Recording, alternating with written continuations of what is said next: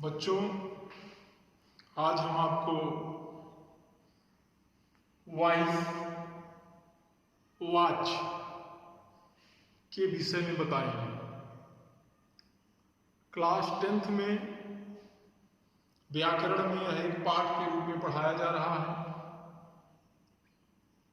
परीक्षा के दृष्टिकोण से उपयोगी है और विभिन्न प्रकार के जो प्रतियोगी परीक्षाएं होती हैं उसमें भी वाक्य से संबंधित प्रश्न पूछे जाते हैं। कई वीडियो आप देखे होंगे, उसमें बताया जाता है कि वाक्य बहुत ही सरल है, परेशान होने की आवश्यकता नहीं है। आपको मैं ट्रिक के माध्यम से बता दे रहा हूं। हाँ बच्चों, ट्रिक कुछ दिन के लिए ही केवल आपके लिए सहयोगी हो सकता है, लेकिन अगर वाक्य के विषय में आप विस्तृत जानकारी जानना चाहते हैं, जानकारी चाहते हैं, तो आइए हम आपको आज वाक्य के विषय में बताने चल रहे हैं। बच्चों, वाक्य का मतलब होता है, इंग्लिश में इसको वॉइस कहते हैं, और वॉइस माने बोलने का विषय। हमारे जो बोलने का विषय क्या है, इसकी जो परिभाषा है बच्चों, जब क्रिया के जिस रूप से यह जाना जाए कि क्रिया का प्रभाव, क्रिया में जो बदलाव हो रहा है वह कर्ता के अनुसार हो रहा है या कर्म के अनुसार हो रहा है या भाव के अनुसार हो रहा है, तो क्रिया के माध्यम से हमें वाक्य के विषय में जानकारी प्राप्त होता है। बच्चों, इसकी जो परिभाषा है स्पष्ट रूप से, क्रिया के जिस रूप से यह जाना जाए कि उसके प्रयोग का आधार कर्ता है, कर्म है या भाव है, उसे ही हम वाक्य कहते हैं। अब बच्चों, यहां समझना यह आवश्यक है कि क्रिया का मुख्य विषय क्या है। विषय, जब हम विषय के के बारे में जानकारी प्राप्त कर लेंगे, तब आप समझ लीजिए आपको वाक्य समझने में किसी भी प्रकार की समस्या उत्पन्न नहीं होगी। इसके लिए बच्चों आवश्यकता इस बात की है कि हमें क्रिया के विषय में जानना जरूरी है। सबसे पहले जो परीक्षा में प्रश्न पूछे जाते हैं वह इस प्रकार से पूछे जाएंगे। एक सेंटेंस आपको दे दिया जाएगा और आपसे पूछा जाएगा कि आप बताइए कौन सा वाक्य है। दूसरा, एक सेंटेंस हम दे देंगे, कर्तृ वाच्य आपको दे देंगे, इसको कहेंगे कि आप इसको कर्म वाच्य में बदलिए। इस प्रकार से हम प्रश्न आपसे पूछ लेंगे। तो इस दृष्टिकोण को ध्यान में रखते हुए कि परीक्षा को हम कैसे उपयोगी बनाएं, किस प्रकार से वाक्य से संबंधित प्रश्नों के उत्तर को हम लिख पाएं, आइए हम अब वाक्य के विषय में जानें। वाक्य की परिभाषा आपने पढ़ा। देखिए बच्चों, वाक्य के 3 भेद हैं, कर्तृवाच्य, कर्मवाच्य, भाववाच्य, 3 हैं। अब तीनों के विषय में आप सकर्मक अकर्मक क्रिया पढ़े हैं, क्योंकि इसके पहले ही आपको क्रिया के बारे में जानकारी होनी जरूरी है। यदि आप वाक्य पढ़ रहे हैं तो अगर आपसे क्रिया नहीं आ रहा है तो आपके लिए दिक्कत है। एक, जैसे आपने कहा कि सोहन ने रोटी खाई, सोहन ने रोटी खाई। अब बच्चों, अगर क्रिया के दृष्टिकोण से आप देखेंगे तो जो क्रिया है इसमें क्रिया क्या है, खाई।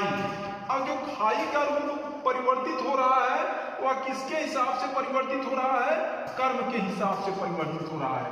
बच्चों, जब किसी वाक्य में ने, को, अब देखिए जैसे ने शब्द का प्रयोग हो गया, तब यह आप समझ लीजिए कि कारक ने विभक्ति के चिन्ह होने के कारण जो क्रिया आपका होगा वह कर्म के अनुसार परिवर्तित हो जाएगा, बिना किसी कहे सुने। जब यहां ने परसर्ग का प्रयोग हो गया, सोहन ने रोटी को खाई, यदि यहां को हो गया तो आप यह समझ लीजिए कि न इसमें कर्म की प्रधानता है न कर्ता की प्रधानता है, बल्कि यहां भाव की प्रधानता हो जाएगी। यह व्याकरण का नियम है। यदि कर्ता ने कर्म को, तो दोनों के अनुसार क्रिया का परिवर्तन नहीं होगा, बल्कि भाव के अनुसार परिवर्तन होगा। अब यहां बात यह है कि सोहन ने रोटी खाई, आपने क्रिया से प्रश्न किया। देखिए, क्रिया कर्म जानने के लिए बच्चों क्रिया से क्या, किसे, किसको, किससे यदि आप प्रश्न करते हैं तो उससे जो उत्तर मिलता है वही कर्म है। यदि उत्तर मिल गया तो आपका वह सकर्मक क्रिया, और यदि उत्तर नहीं मिला तो वह आपका अकर्मक क्रिया हो जाएगा। तो यहाँ बच्चों जो बात है, यहाँ क्या खाई, रोटी खाई, इसका मतलब कर्म। तो कर्म होने के कारण क्या आप कहेंगे कि अकर्म वाच्य है? ऐसा कुछ भी नहीं है, यही तो वाच्य है। यही तो हम आपको समझाने का प्रयास आज कर रहे हैं कि हम केवल कर्म देख करके उसको कर्मवाच्य के अंतर्गत न रख दें। बच्चों, कर्तृवाच्य, कर्मवाच्य, भाववाच्य। कर्तृवाच्य वाच्य में कर्ता की प्रधानता, कर्मवाच्य वाच्य में कर्म की प्रधानता, भाववाच्य वाच्य में भाव की प्रधानता। अब सोहन ने रोटी खाई, तो इसमें जो क्रिया का रूप परिवर्तित हो रहा है वह कर्म के अनुसार परिवर्तित हो रहा है, लेकिन इसमें कर्ता मूल है। इसको हम कर्मवाच्य के अंतर्गत नहीं रख सकते। इसमें जो मेन है, जो खाई भले ही इससे रिलेटेड है, भले इससे परिवर्तित हो रहा है, लेकिन जो खाई का मुख्य विषय है, जो खाने का काम है, वह सोहन के माध्यम से हो रहा है। इसलिए इसको हम कर्तृवाच्य के अंतर्गत रख देंगे। इसलिए इसको हम कर्तृवाच्य के अंतर्गत रख देंगे। कर्मवाच्य के अंतर्गत इसको हम कैसे ले जाएं, इसका एक नियम है, और उस नियम को समझना बच्चों जरूरी है।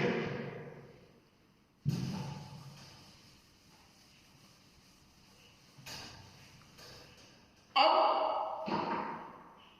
यदि इसको आप कर्मवाच्य में ले जा रहे हैं, तब क्या कहेंगे? सोहन के द्वारा, सोहन के द्वारा रोटी खाई गई। या अभी आपने कहा कि जैसे सोहन ने रोटी खाई, अब सोहन के द्वारा या सोहन से रोटी खाई गई, जब मैंने यहाँ के द्वारा का प्रयोग किया तब जाकर के यह आपका कर्मवाच्य के अंतर्गत आएगा। अब इसी बात को आपको मैं विस्तार से समझाने चल रहा हूं, आप ध्यान पूर्वक देखिए। उदाहरण परिवर्तन होने से कुछ नहीं होता, हमें इस पर ध्यान देना जरूरी है के द्वारा से के माध्यम से, क्योंकि अब जो क्रिया का प्रभाव पड़ रहा है, अब रोटी इसके माध्यम से परिवर्तित हो रहा है, और अब यह कर्मवाच्य आपका हुआ। अब आइए विभिन्न उदाहरणों के द्वारा समझाने का प्रयास कर रहा हूं आपको। देखिए बच्चों, मैं पहले ही बताया कि जो क्रिया का रूप क्रिया किस हिसाब से बदल रहा है, क्रिया के परिवर्तन होने का कारण क्या है, आखिर क्रिया का मुख्य विषय क्या है, क्रिया में परिवर्तन करता है, क्रिया में परिवर्तन की कर्म है कि क्रिया का परिवर्तन भाव है। इसी के अनुरूप पूरा का पूरा जो वाच्य है वह भ्रमण करता है, और इसी को यदि आप समझ लेते हैं तो आप वाच्य के अंदर प्रवेश कर जाएंगे। इतने से बाकी विस्तार तो है, धीरे धीरे प्रैक्टिस करने से, प्रयास करने से ये आप खुद ही इसको समझने लगेंगे। अब बच्चों देखिए, आप सबसे पहले मैं अब आपको एक एक बताता चल रहा हूं। सबसे पहले आप आइए कर्तृवाच्य। कर्तृवाच्य, अब बच्चों जो कर्तृवाच्य आपका है, कर्तृवाच्य में सकर्मक और अकर्मक दोनों प्रकार की क्रियाओं का प्रयोग होता है। मीरा नित्य सीखती है। मीरा क्या सीखती है? मीरा नृत्य सीखती है। अब बच्चों आप अपने मन में यह भय न रखिएगा, सकर्मक अकर्मक क्रिया के हिसाब से देखिए बच्चों मैंने यहां लिख दिया कि कर्तृवाच्य सदैव इसके अंतर्गत सकर्मक और अकर्मक दोनों प्रकार की क्रियाओं का प्रयोग किया जाता है। सकर्मक भी जैसे मीरा नृत्य सीखती है, चोर पकड़ा गया, चोर पकड़ा गया। अब इसमें इसको भी बताते हैं आपको, पहले एक एक पॉइंट लेके चलते हैं। मीरा नृत्य सीखती है, अब इसमें देखिए यह सकर्मक क्रिया आपको लग रहा है, ठीक है, लेकिन सकर्मक बदलने देखिए बच्चों, इसमें से के द्वारा या द्वारा शब्दों का प्रयोग करके अकर्मक सकर्मक में जो यह कर्तृवाच्य है, अकर्मक या सकर्मक जो भी क्रियाएं हैं, देखिए बच्चों ध्यान दीजिए, बड़े ही पॉइंट की बात यहां है। यह होता है कि जो कर्तृवाच्य होता है उसमें सकर्मक और अकर्मक दोनों प्रकार की क्रियाओं का प्रयोग होता है, लेकिन जो व्याकरण का नियम है, जब हम परीक्षा में आएगा कि इसको आप कर्मवाच्य में बदलिए, तो बच्चों जो अकर्मक क्रिया इसमें होगी उसको हम कर्मवाच्य में बदल नहीं सकते, जो सकर्मक क्रिया होगी उसी को हम कर्मवाच्य में बदल सकते हैं। यह नियम है। जो यहाँ अकृतवाच्य होगा, जिसमें कर्म नहीं होगा, जो अकर्मक होगा, उसको हम सीधे ले जाकर के भाववाच्य में रख देंगे।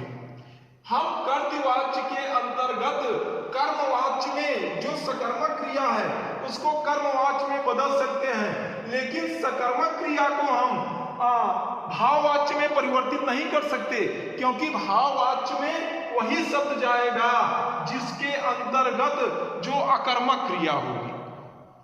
फिर से समझिए, जो सकर्मक क्रिया होगी उसको हम भाववाच्य के अंतर्गत ले जाएंगे, वह दोनों में प्रयोग होगा। सकर्मक क्रिया का प्रयोग हम कर्तृवाच्य में भी कर सकते हैं, कर्मवाच्य में भी कर सकते हैं, लेकिन अकर्मक क्रिया का प्रयोग बच्चों हम कर्तृवाच्य में कर सकते हैं और भाववाच्य में कर सकते हैं, कर्मवाच्य में नहीं कर सकते। यह इसका मेन पॉइंट है। मैंने यहां लिखा कि इसके अंतर्गत मैं सकर्मक और अकर्मक दोनों प्रकार की क्रियाओं को रख सकता हूं, और जो हमारा कर्मवाच्य है इसके अंतर्गत हम केवल जो सकर्मक क्रियाएं हैं उनका मैं परिवर्तन कर सकता हूं, और जो मेरा भाववाच्य है उसके अंतर्गत हम केवल अकर्मक क्रियाओं का प्रयोग कर सकते हैं। अब देखिए उदाहरण, यहां आपने लिखा कि मीरा नृत्य सीखती है। अब इसमें जो नियमता से लगा दीजिए, के द्वारा आपने लगाया, मीरा के द्वारा नृत्य सीखा जाता है। बच्चों यहां ध्यान देने की एक बात और आवश्यकता होती है, ये जो सीखती है यदि यह वर्तमान काल में है तो जब इसका हम परिवर्तन करेंगे तो उसको भी वर्तमान काल के अंतर्गत रखेंगे। यदि आपका भूतकाल में है तो इसमें जो क्रिया होगी उसको भी हम भूतकाल के अंतर्गत रखेंगे। तो क्रिया का परिवर्तन रूप उसी काल में हम करते हैं, न कि दूसरे काल में। तो जैसे मीरा नृत्य सीखती है तो मीरा के द्वारा नृत्य सीखा जाता है। अब दूसरा देखिए, बच्चा नहीं दौड़ता, बच्चा नहीं दौड़ता। एक उदाहरण मैं देना चाहता हूं बच्चों। अब देखिए, जो अकर्मक सकर्मक क्रियाओं का प्रयोग तो हम कर्तृवाच्य के अंतर्गत कर सकते हैं, लेकिन परीक्षा में बच्चों ऐसा प्रश्न नहीं पूछा जाएगा कि बच्चा नहीं दौड़ता, उसको कर्मवाच्य में परिवर्तित कीजिए। क्यों? क्योंकि इसमें कर्म है ही नहीं। मैं पहले ही आपको बता दिया था कि जिसमें कर्म होगा उसी को हम भाव कर्मवाच्य में ले जा सकते हैं, अन्यथा उसको हम भाववाच्य में ले जाएंगे। बच्चा नहीं दौड़ता, बच्चा से नहीं दौड़ा जाता। बच्चा नहीं दौड़ता और बच्चा से नहीं दौड़ा जाता। तो इसका हम कर्मवाच्य में किसी भी प्रकार से प्रयोग नहीं कर सकते, क्योंकि जो नियम है इसके अंतर्गत केवल सकर्मक क्रियाओं का ही प्रयोग कर सकते हैं जिसके अंतर्गत कर्म लगा हो। अब एक और मैं आपको बताऊं, देखिए कभी कभी क्या होता है बच्चों, सकर्मक क्रियाओं के अंतर्गत ऐसे शब्द पूछ लिए जाते हैं कि आप भी कंफ्यूज हो जाएं। केवल आपको भ्रमित करने के लिए इस प्रकार के प्रश्नों का प्रयोग किया जाता है। जैसे कहा गया कि चोर पकड़ा गया, चोर पकड़ा गया, पत्र लाया गया। अब यह सोचने वाली बात है बच्चों यहाँ कि इसमें हमें कहीं कर्ता नहीं दिखलाई दे रहा है। तो हम ये न सोचें कि इसमें तो कर्ता है नहीं, इसमें चोर पकड़ा गया ये सेंटेंस, यह भी इसको भी आप कर्मवाच्य के अंतर्गत रखेंगे, क्योंकि कोई भी काम बच्चों स्वयं नहीं घटित होता, उसमें कर्ता की आवश्यकता होती है। तो इसमें कर्ता छुपा हुआ है। अगर चोर पकड़ा गया, आपसे कहा गया कि इसको कर्मवाच्य में परिवर्तित कीजिए, तो आप कहिए पुलिस के द्वारा चोर पकड़ा गया। पुलिस के द्वारा चोर पकड़ा गया क्यों? क्योंकि चोर को जो पकड़ने का काम हो रहा है वह किसके माध्यम से हो रहा है? पुलिस के माध्यम से हो रहा है। इसलिए ऐसे सेंटेंस को भी, जैसे पत्र लाया गया, तो पत्र लाया गया, पत्र लाया कौन? डाकिया के द्वारा पत्र लाया गया। तो इसमें अब पोस्टमैन, डाकिये का नाम, कोई भी कार्य स्वयं वो घटित नहीं होगा, पत्र अपने आप नहीं आ जाएगा। तो ऐसे शब्दों का भी यदि प्रयोग होता है तो उसमें कर्म छुपा हुआ होता है, उसको भी आप कर्मवाच्य के अंतर्गत रख सकते हैं। अच्छा बच्चों, अब इन पॉइंट में जानने के अलावा अब जो मेरा यह भाववाच्य होता है, भाववाच्य में बच्चों अक्सर देखिए दोनों का सिचुएशन एक है। या से के द्वारा, आप देखिए मुझसे, से इसमें भी जुड़ा हुआ है, से इसमें भी जुड़ा हुआ है, और से हम इसमें भी जोड़ सकते हैं। जैसे मीरा से नित्य सीखा जाता है, बेटा से के द्वारा और एक होता है द्वारा। ये तीनों शब्दों का प्रयोग, चाहे जिस शब्दों का प्रयोग जो सेंटेंस में सही सटीक बैठ रहा है, आप उसका प्रयोग इसमें कर सकते हैं बिना किसी हिचकिचाहट के। आपका सवाल जो प्रश्न होगा वह गलत नहीं होगा, बशर्ते सेंटेंस में हम देखते हैं कि कौन सा सेंटेंस यहाँ सही बैठ रहा है। अब मुझसे खाया नहीं जाता, अब देखिए इसमें क्रिया क्या है? खाना क्रिया ही है। अब इसमें कर्म है नहीं। अब कर्म देखिए, जो सकर्मक क्रियाएं होंगी उनको मैं कभी भी आपको परीक्षा में नहीं कहूंगा कि आप इसको भाववाच्य में परिवर्तित कीजिए। क्यों? क्योंकि नियम जो कह रहा है, नियम यह कह रहा है कि भाववाच्य में हम ऐसी ही क्रियाओं का प्रयोग कर सकते हैं, भाववाच्य में ऐसे हम सेंटेंस का प्रयोग कर सकते हैं, ऐसे हम वाक्य का प्रयोग कर सकते हैं जिसमें कर्म नहीं होता।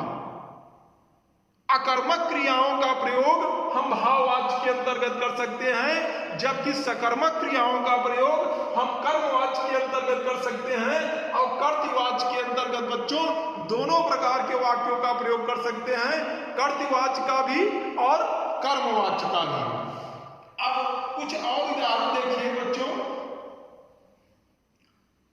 शीला ने गाना गाया, शीला ने गाना गाया। अब अगर इसको आपसे कहा गया कि शीला ने गाना गाया, कर्मवाच्य में परिवर्तित कीजिए, तो शीला के द्वारा गाना गाया गया।